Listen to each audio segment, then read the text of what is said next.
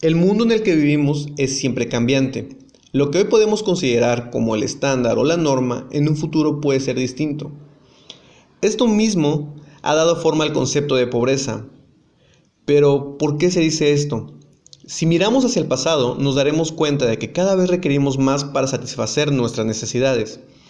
Pues la pobreza va de la mano, así como con nuestras necesidades fisiológicas, con las necesidades sociales. Por ejemplo, estudiar es un derecho porque es considerado actualmente una necesidad. Calzar es una necesidad. Pero no son cosas que siempre lo hayan sido. Podemos decir entonces que el concepto de pobreza ha ido cambiando junto con dichas necesidades, o más bien con lo que consideramos que es una necesidad. Por ejemplo, en la Inglaterra victoriana se estudió sobre la pobreza y los estudios se centraron en los ingresos, mientras que en Estados Unidos, en el siglo XX, se enfocaron en las necesidades nutricionales. En los años 80, por ejemplo, para América Latina y el Caribe, CEPAL se ocupó de evaluar si las viviendas podían satisfacer las necesidades principales. En pocas palabras, qué tan bien o mal se encuentran los que viven en dichas residencias. Ya en los 90 el Banco Mundial amplió el concepto definiéndolo de otra manera, como la imposibilidad de alcanzar un nivel mínimo en los servicios de salud, agua potable y educación. Y el Programa de las Naciones Unidas para el Desarrollo añade otra perspectiva al concepto, definiéndolo como la negación de opciones y oportunidades de vivir una vida tolerable, tomando en cuenta así el bienestar emocional. Para resumir, podemos decir que la pobreza es un problema multidimensional y de manera englobada podemos señalarla como la situación en la cual no es posible satisfacer las necesidades físicas, psicológicas básicas de una persona por falta de recursos como pueden ser la alimentación, la vivienda, la educación, la asistencia sanitaria, el agua potable o la electricidad.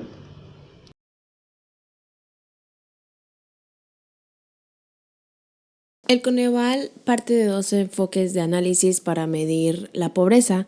El primero es el del bienestar económico y el de los derechos sociales es el segundo. A partir de ello se puede determinar la categoría de la pobreza en la población con al menos una carencia social e ingreso inferior al valor de la línea de pobreza por ingresos. También está la pobreza moderada de la población, que es que a pesar de estar en situación de pobreza no cae en la categoría de pobreza extrema. De ahí sigue la pobreza extrema a la población con 3 o más carencias sociales e ingreso inferior al valor de la línea de pobreza extrema por ingresos. Se considera en vulnerabilidad por carencias sociales a la población con un ingreso superior a la línea de pobreza por ingresos, antes línea de bienestar, pero con una o más carencias sociales.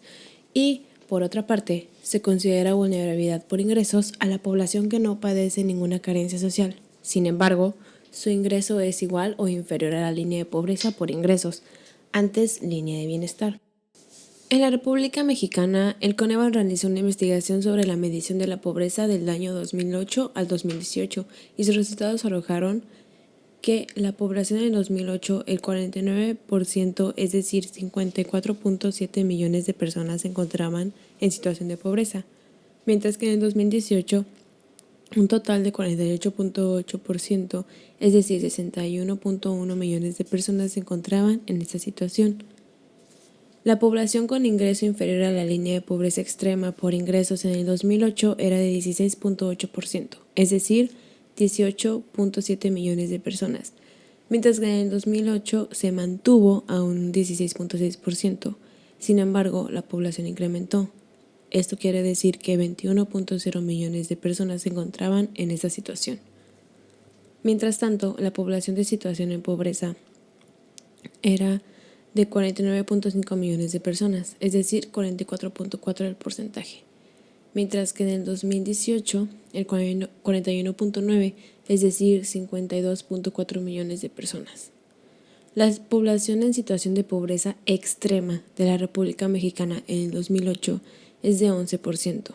Esto quiere decir que 12.3 millones de personas se encontraban en pobreza extrema en ese año. mientras que en el 2008 es de 7.4%. Esto quiere decir que 9.3 millones de personas se encontraban en esa misma situación. En cuanto a la población vulnerable por ingresos, el 4.7%, es decir, 5.2 millones de personas, tenían esta condición, mientras que en el 2018, 6.9%, es decir, 8.6 millones de personas. La población vulnerable por carencias sociales en el 2008 era de 32.3%, es decir, 36 millones de personas.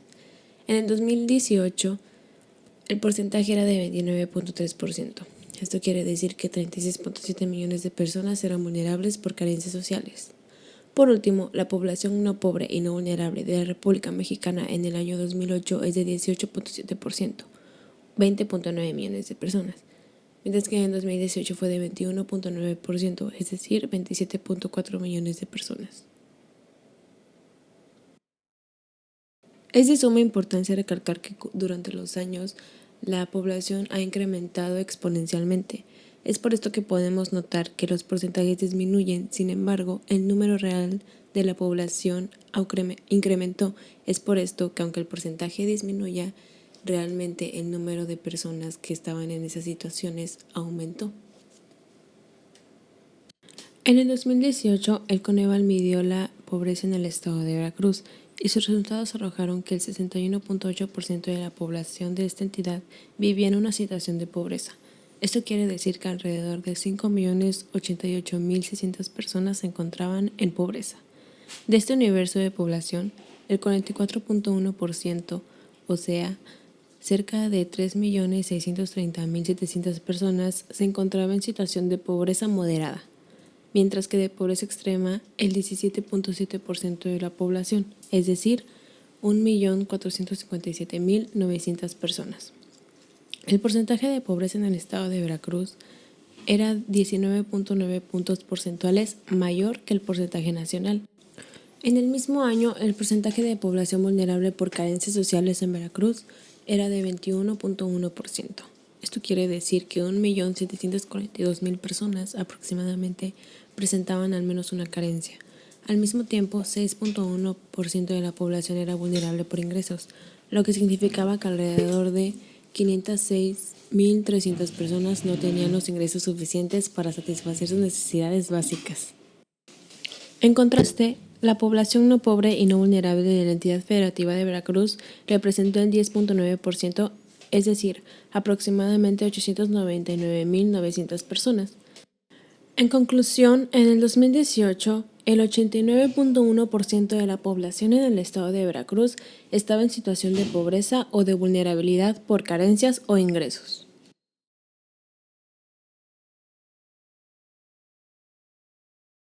¿Cuáles son los indicadores para identificar a una persona en pobreza? De acuerdo a la página del Coneval, México fue el primer país del mundo en contar con una medición oficial multidimensional de la pobreza. Es decir, que además de considerar la insuficiencia de los recursos económicos, utiliza varias dimensiones adicionales sobre las cuales debe focalizarse la política social. A partir de una metodología que vincula dos enfoques, el del bienestar económico y el de los derechos sociales, se dispone de una aproximación conceptualmente sólida al problema de la multidimensionalidad en la pobreza. Esta reconoce que la población pobre padece insuficiencia de recursos económicos y al mismo tiempo se ve vulnerada en el ejercicio de sus derechos fundamentales debido a la falta de acceso a la alimentación, la salud, la educación, la seguridad social o a una vivienda digna. Medición multidimensional de la pobreza. Conforme a lo dispuesto en el artículo 36 de la Ley General de Desarrollo Social, el Coneval debe establecer los lineamientos y criterios para la definición, identificación y medición de la pobreza. Estos consideran los siguientes indicadores. Indicadores de la pobreza.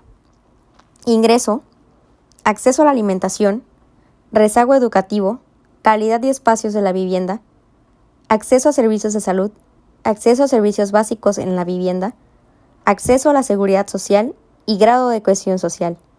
De esta forma, la medición considera el ingreso y 6 dimensiones en el enfoque de derechos sociales.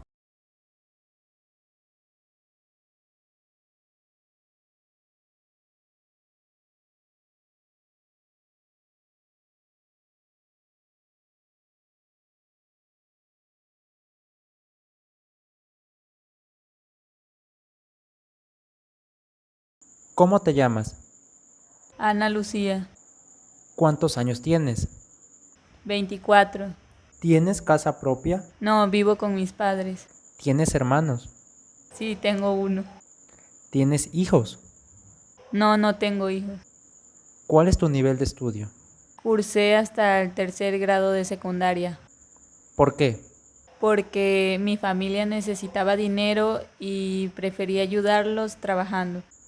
¿Quieres retomar tus estudios en algún momento de tu vida? Sí, sí me gustaría porque así tendría un mejor trabajo para ayudar a mi familia. ¿Formas parte de algún grupo social? Sí, soy parte de un equipo de voleibol de mi municipio. ¿Consideras que tienes amigos dentro y fuera del grupo al que perteneces? Sí, dentro y fuera. ¿Mantienes algún contacto con ellos? Sí, nos vemos cada que hay un partido de voleibol y nos mantenemos en contacto por llamadas telefónicas. ¿Desempeñas alguna profesión u oficio? Sí, soy recepcionista en un pequeño hotel. ¿Tu salario mensual cubre todos tus gastos? No, porque en ocasiones requiero de más dinero. ¿Te consideras una persona pobre? No, porque tengo el amor de mi familia y amigos que se preocupan por mí. ¿Cómo te llamas? Flor Lucía, ¿Cuántos años tienes? 42. ¿Vives sola? No, vivo con 4 integrantes de mi familia, mi esposo y mis 2 hijos. ¿Tienes hermanos? Sí, 4. ¿Cuántos años tienen tus hijos? Mis hijos 19 y 21. ¿Cuál es tu nivel de estudio? Secundaria, ¿Por qué? porque tuve una operación, me vi delicada, me tuve en reposo mucho tiempo y pues después me puse a trabajar y ya no pude seguir estudiando. ¿Quieres retomar en algún punto de tu vida tus estudios? No, ¿Por qué? porque gracias a Dios mi esposo me mantiene y pues yo me hago cargo en la casa de todo y pues no quiero descuidarlo. ¿Formas parte de algún grupo social? No formo parte de ningún grupo. ¿Consideras que tienes amigos? Sí, ¿Mantienes algún contacto con ellos? platico con algunos por teléfono, por mensajes, un adiós en la calle y que una y otra familia alguna vez las he visitado. ¿Desempeñas alguna profesión u oficio? Soy ama de casa. ¿Tu salario mensual cubre todos tus gastos? Sí, ¿Te consideras una persona pobre? no me considero una persona pobre ni una persona rica que tenga mucho, porque pues gracias a Dios nos alcanza para todo. Todas las personas a las que se les hizo la siguiente pregunta respondieron que no se consideran una persona pobre, ya que en un ámbito familiar y social mencionan que tienen todo lo necesario para sentirse en armonía. Cabe recalcar que no toman en cuenta el factor económico y educativo para construir un perfil de pobreza.